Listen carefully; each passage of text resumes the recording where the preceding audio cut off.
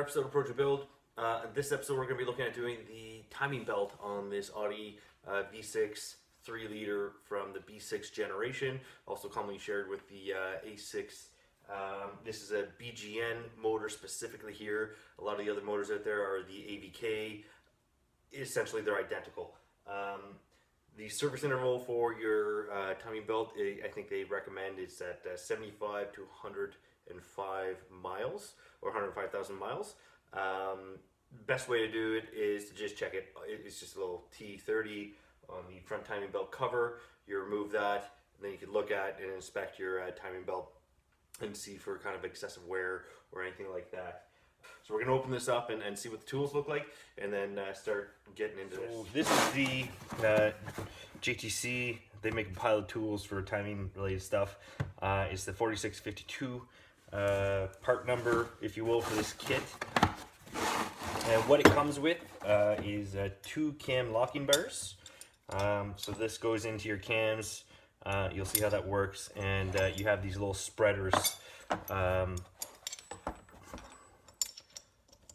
that essentially lock your cams in place. So I'm going to get this into place. And as I spin this in, it's going to kick this out and cause the cams to lock in place. So I have to get the timing into or the crank into top dead center, or the pistons to top dead center before I put that in. As well, there's the crank shaft locking pin. You don't need to use this. Guys do it successfully without using it. I'm going to use it. And then you have your exhaust cam reset tool, if you will. And this you definitely want to make sure you have. Otherwise, you will end up with, essentially timing issues with your valve train. So we'll show you where this goes. And if you're looking for a kit, you definitely want to make sure you have at least these 3 tools here. Your crank pin, you can get by without it. So that's what you need to look for in your timing kit. Here's a couple other tools you're going to want to use or have. This is a 24 mil 12-point socket. It's used on the crank. You use it to rotate the crank to get it top dead center. You're going to definitely want to have that. This is used in tight spots for the valve cover bolt. There's one that you're going to want to use or have some sort of means of getting it out. So I've used a tool like this. It's just a blue point little ratchet, super helpful in tight spots. The alternate is to get a socket with a 1/4 inch wrench on it, or open box wrench, and working it that way. But you're definitely going to need this. Highly probable, most likely, definitely. So here's the parts that I've required for the project. As a minimum, you're going to want everything from the rollers over here this way. And that's going to include your valve cover gaskets. You have to take these off, obviously, to get your cam locking bars in. You have your water pump and all these rollers and the belt, which all came from Continental. They have a Black Series kit. I'm not sure what it means, but that's the kit that I went with. It came with essentially everything. It's got your water pump, has a nice metal impeller. It's got a metal gasket as well. It's got their timing belt. I think this is an eccentric pulley or roller. It's got an idler roller, then your tensioner roller, and then your tensioner itself. And here's some optional things in case while you're in there. Spark plugs, because you've got your coils off already. Super easy to do. I've got a thermostat that I'm going to do. It's relatively accessible. Might as well chuck that in there. Your snub mount for sure is probably shot. Super easy to do. Both motor mounts, a little bit trickier, but there's a little bit more access with everything off. And then your accessory belt. So I've got the accessory belt, which does your alternator, your power steering pump, and AC compressor. So that's got to come off anyways, so you might as well put a new one on. Super cheap. And then I've got an accessory belt tensioner, and I'm just going to put this in for good measure. So it's got to come off anyways. Put a new one on, super cheap. I think it's $50. So that's kind of it there, guys. Starting with the minimum there on the far side, and some optional stuff here while you're in here. To start, I'm going to, I've already got the air box off and out. I'm going to take the coolant reservoir out so that I can get the valve covers off. and I'll also be working on the headlights and the front bumper and the whole rad carrier, so I can pull that all out and start removing some accessories.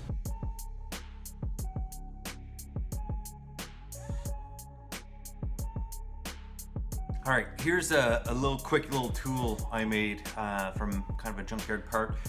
It's for when you remove the bumper and you don't want to lose all your washer fluid or spill it all over the floor. To cut bumper end from a junkyard car, and so you have a fitting here. I just jam in a bolt with just, you know, a fitting to essentially plug this one end over here on the car. Bumper's gone. The next couple bolts here can be very stubborn, easily strippable because they're torque 47. I think they're torque 45, but you can definitely get a T47 in there if you hammer it in. And you want to make sure you do not, you know, wobble it. You'll strip these all day long.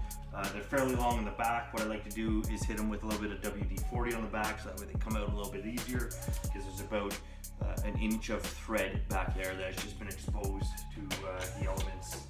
And when you're breaking these, just be careful.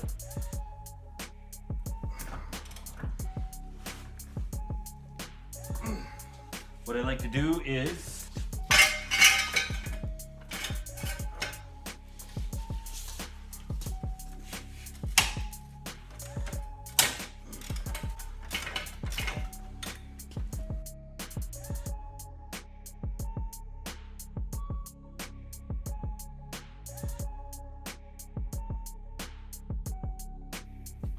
and this is all that was left of the passenger side blower coolant hose. This is the bigger connector, obviously, and yeah, so I'm going to just go ahead, clean these slots out, and pop a new one in. So there it is, nice and clean. A lot of guys struggle to get these off from the lower radiator. Honestly, what I do is just let a bunch of WD-40, like I'll rip this clip right out kind of thing. If it's still intact, you can remove it from the whole body, and then hit it with some WD-40, let it sit for a bit while I go do something. And you really want to try to direct it into where this O-ring is, and then it should just pop off with a couple taps. Definitely upon reinstallation, you want to lubricate your O-ring in there with something. So I'm about to do the valve cover bolts, and if you look closely, you'll see some of them are pretty nasty. You know, not all of them are that bad. Like, you know, this one's gonna be okay to come out. That one, you know, you're definitely gonna want to clean before you hit it, or just try to stick a torque into it. So, you know, you want to make sure you get everything out. Even once you do, you're gonna want to make sure you hit your socket with a hammer, drive it in. These aren't too bad. They're not too tight. It should come out fairly easily, but for any other bolt, like on the crank pulley or something like that, you're gonna want to hammer your bit in. So you stick your bit in, and you're gonna hammer that in, and then take it back out, clean all of the residual that kind of got just shoved in, clean that out, put this back in, and maybe do it again. You just want to make sure you don't strip them. These aren't too bad. You know, there's a lot of room. If I had to, I could get a drill onto there, and then they'll spin right out once you snap the head off. But, you know, just good practice is that you want to make sure you clean the inside of your Torx, especially when they look like this. This is kind of gross.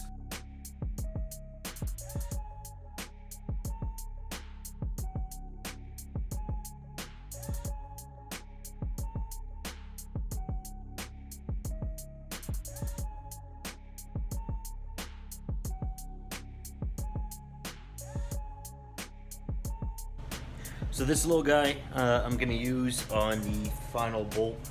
That's all the way down in there. It's pretty tight.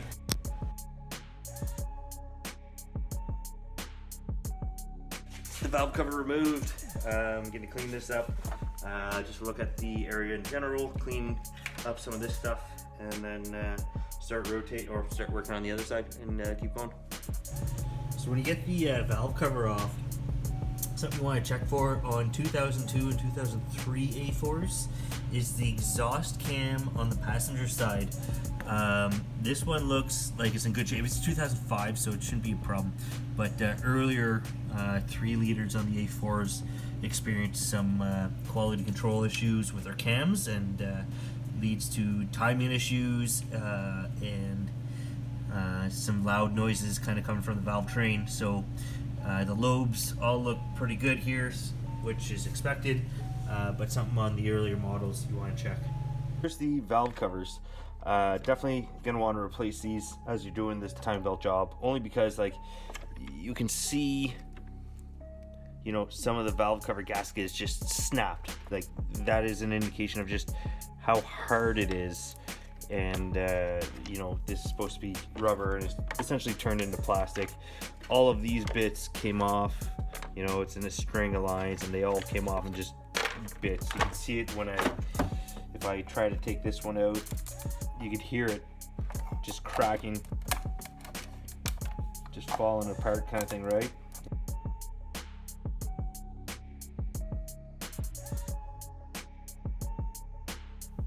Here are the valve covers. I got them all nice and cleaned. I just hit it with a pressure washer real quick and some brake cleaner with a little bit of scrubbing power for the real stubborn stuff. Anyways, it comes out nice. I replaced a bunch of the hardware with some good used stuff because a lot of this stuff was, like I was saying, pretty rusty looking. Alright, so we're going to start taking off the accessory belt. Before you do that, you're going to want to maybe loosen your power steering pump bolts. If you don't, it's tricky just trying to hold the pulley, whereas the belt is holding the pulley in place. If you forget or whatever happens, there's a tool that will hold your pulley in place just like that, so you can lock it and then break the bolts loose, and also hold it to tighten it when you're doing that as well. But if you have a belt on it, usually it's pretty good resistance. So those are loose. We're gonna do we're gonna release the tensioner now. It's a 19 mil wrench, and if you have a little Allen key that you can stick into the pinhole, that'll hold it or lock it in place once you release the tension. Kind of helps.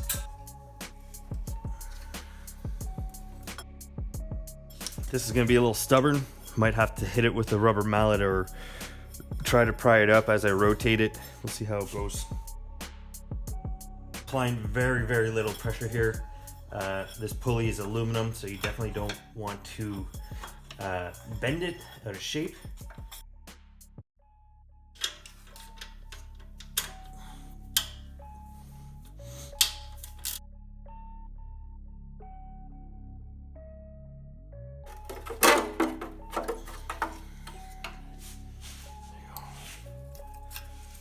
There's my little bit of a pin that kind of holds the tension on it. So now I'm going to go ahead and put the motor in a top dead center. That just involves rotating the crank with a 24 mil socket. It's a lot easier when you take the spark plugs out because you're not fighting the compression of the motor. So that's it there. It's very hard to see, but it's a super small slot and you only have that window to see it pass by in, so you want to kind of go slow.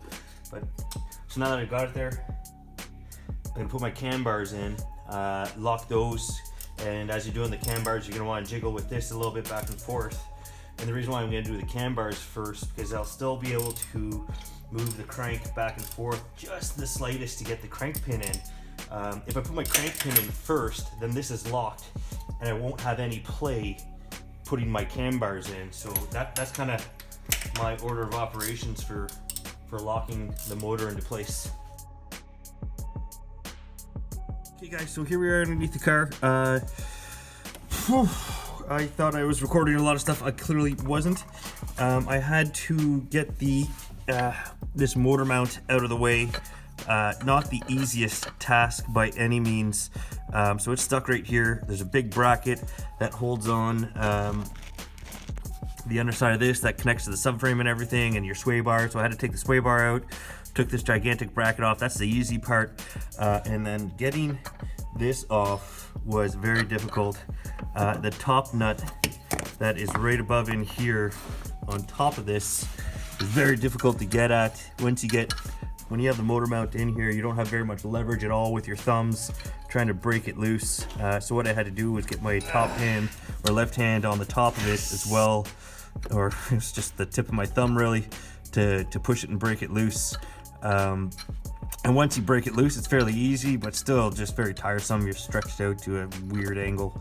So once you get that out, your after run coolant pump, I've already disconnected the electrical here. This is your after run coolant pump.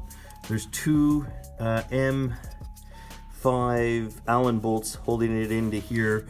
You don't have to take all this stuff out to get these out, but what really makes it easier is that when you pull this out of the way, it reveals your crank plug location or locating pin hole, whatever you want to call it. So if you had that motor mount right here and you're trying to swing this out of the way, good luck. That's gonna be, I'm just gonna try to strap this back with some zip ties while I get this removed, and then throw a locating pin in there. Once you have your locking pin in, there should be no play in the crank in either direction. So that's nice and tight. It's not going anywhere. And you can see the marking on the crank pulley there actually now.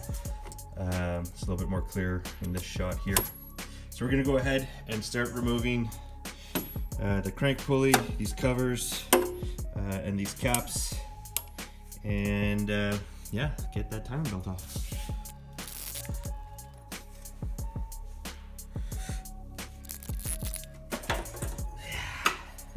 Alright guys, so remember I was saying you definitely want to clean these out. I thought I did. There's some of them where they're just loaded, and even after pounding in, you know, your bit, you'll still end up with, you know, that amount of stuff that is jammed in there and not allowing this to seat fully. So I got lucky with a couple of them to show you how dirty they can get. And what I'll do, since I have to reuse these, what I'll do is I'll just pound this in gently a bit, in and out a couple times to clean it all up.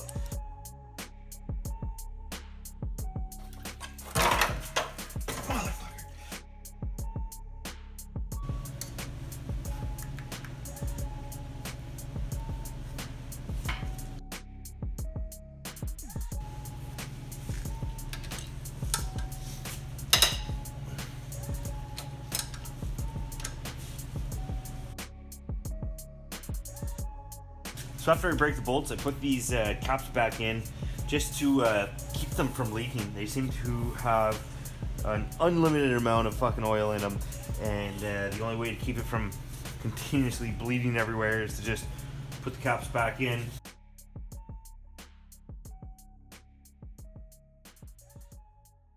Here's another sacrificial Allen key for your tensioner down here.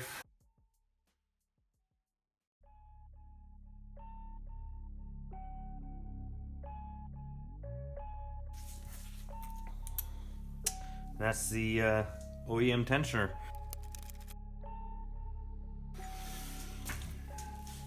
Just got this out.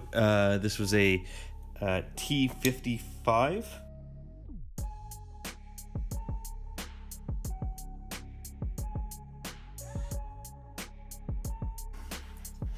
So to get the final bolt for the water pump, I didn't think I needed to, but you have to take the power steering pump off and its bracket. So there are 3 triple square M10 triple square bolts, one here, another one here, super easy to get to, but the third one's a little bit more challenging in the sense that you need some pretty small tools. It's also an M10. You can see the bit all the way back there on the bolt with the extension, and I had to use a magnet to feed that bit into there because it was just too fat to come through the top.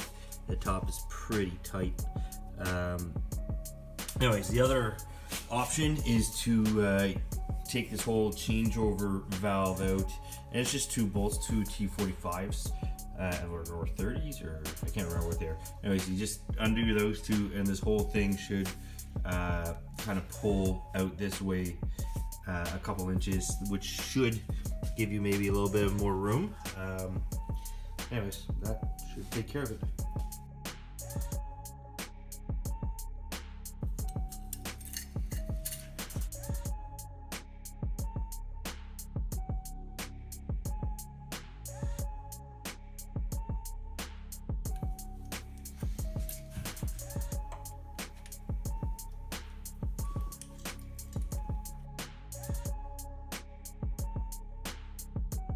got all my pulleys and everything installed. I'm going to torque my water pump down to 10 Newton meters. Same with my my hydraulic tensioner here. And then I'm going to tighten the tensioner roller as well down. And I'll torque my idler pulley here. The only one I am not torquing down is going to be my Eccentric pulley here, because I'm going to wait to get my timing belt on, tension the belt, and then I'll tighten that down. So you can tighten all of them down except for this one.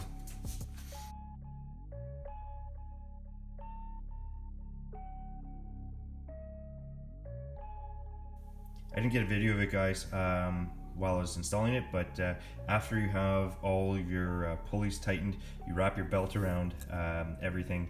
And what you want to do for this one is, I was able to get away with these needle nose angle pliers, and there's a special bar, but I decided to use this. What you want to do is you want to rotate this to about that 10 o'clock or 11 o'clock position here. And what they say is to center, I guess, this with the center of the water pump pulley. So when you have your belt on, you're going to be rotating against the belt tension, which isn't too terribly too much. But you're still going to want to hold it here, centered to the water pump, and then with the other hand, you're going to want to tighten this bolt to the spec that I'll list in the description. Okay, so I got the timing belt wrapped around. I set the Eccentric pulley here to kind of give it some preload. Okay, so I pulled the pin out.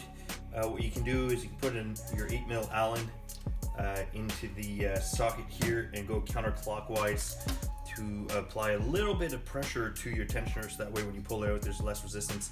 Now what I'm going to do is I'm going to rotate this clockwise while applying 10 Newton meters to the tensioner and the belt, and that'll kind of let this tensioner push out a certain amount. So I'm going to reset the cam with a specialty tool to 10 Newton meters. That's all it should take.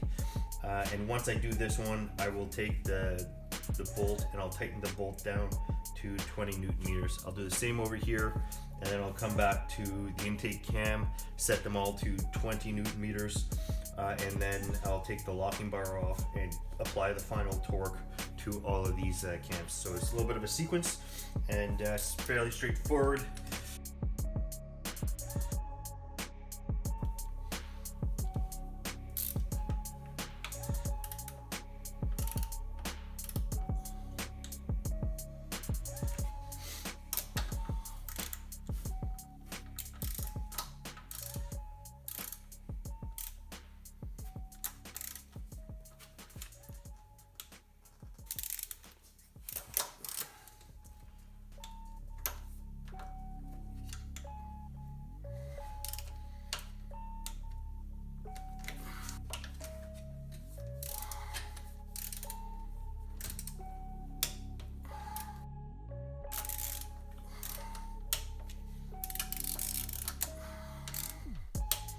They didn't move very much for me.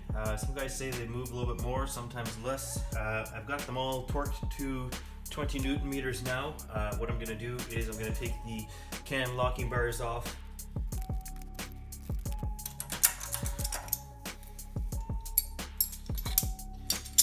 So now that I've got the cam bars off, they say to tighten the cam sprocket bolts just by having the tension on the belt and everything. For some reason, I guess you don't want to awkwardly load the timing or the cam. So I've got this loaded to 73 foot-pounds.